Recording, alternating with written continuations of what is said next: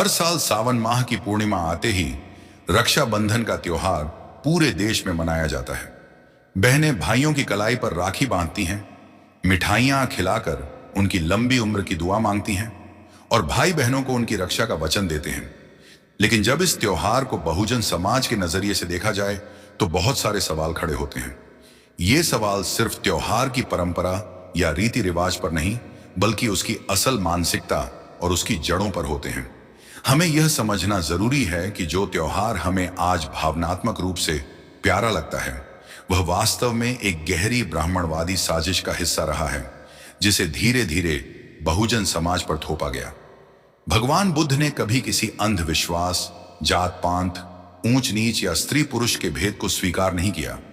उनका रास्ता ज्ञान, तर्क और समानता पर आधारित था।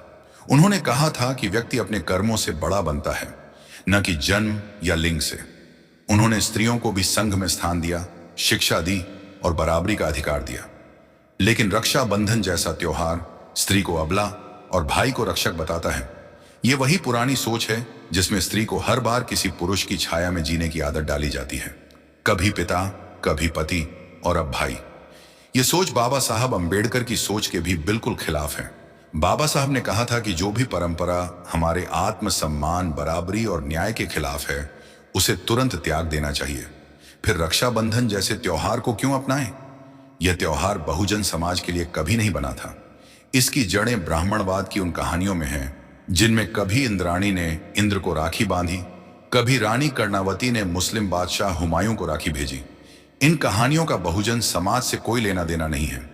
हमारे समाज की स्त्रियां तो खुद ही अपने अस्तित्व की लड़ाई लड़ती रही हैं। कभी उन्हें मंदिरों से बाहर निकाला गया, कभी स्कूलों से, कभी खेतों से। उन पर अत्याचार हुए, बलात्कार हुए, और ये सब उन्हीं समाजों से आए जो हमें रक्षाबंधन की कथाएं सुनाते हैं। बाजार में जाकर सड़ी गली मिठाइयां खरीदकर, महंगे धागे लेकर और फिल्मी गानों के बीच यह त्योहार मनाना क्या हमारे आत्मसम्मान को ऊपर उठाता है? जब हम बाजार की मिठाइयों से लेकर राखी तक सब कुछ ब्राह्मणवादी पूंजीवाद के हिस्से से खरीदते हैं, तो हम न सिर्फ पैसे खर्च करते हैं, बल्कि अपनी सोच, समय और संस्कृति भी गिरवी रख देते हैं। ये मिठाइयां, ये धागे, ये रीति रिवाज हमारी परंपरा नहीं है। इन्हें हमारे ऊपर थोपा गया है ताकि हम असली सवाल पूछना भूल जाएं। शिक्षा का क्या हाल है? हमारी बहनों को कितनी सुरक्षा है? गांव की दलित लड़कियां कितनी सुरक्षित हैं? बहन को राखी के दिन मिठाई खिलाने वाला भाई क्या बाकी दिन उसकी स्वतंत्रता का समर्थक है? राखी बांधकर बहनों को यह कह देना कि मैं तुम्हारी रक्षा करूंगा, दरअसल ये मान लेना है कि बहन कमजोर है और उसे खुद की रक्षा का अधिकार या क्षमता नहीं है। भगवान बुद्ध ने कभी यह नहीं कहा कि स्त्री को किसी की रक्षा की जरूरत है। उन्होंने कहा, स्वयं अपना दीपक बनो। यानी जो इंसान खुद को जागरूक बना लेता है, वह किसी और पर निर्भर नहीं होता। लेकिन रक्षाबंधन जैसे त्योहार बहन को मानसिक रूप से पराश्रित बना देते हैं।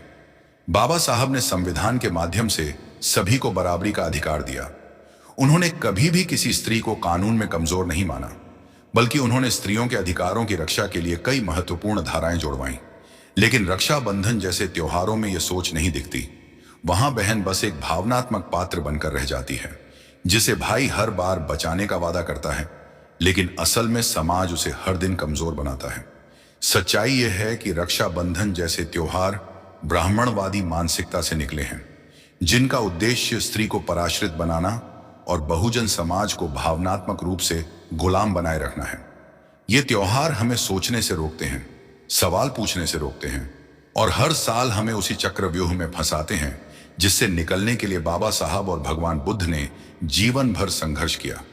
बहुजन समाज को अब यह तय करना है कि वह उन परंपराओं का हिस्सा बनना चाहता है जो उसे कमजोर बनाती हैं, या वह उस रास्ते पर चलना चाहता है जहां बुद्ध का ज्ञान है, अंबेडकर का संघर्ष है और आत्मसम्मान की रोशनी है। त्यागना पड़े तो त्योहार त्याग दो, लेकिन आत्मसम्मान मत त्यागो। यही बुद्ध का मार्ग है, यही बाबा साहब की चेतावनी थी और यही आज की जरूरत है।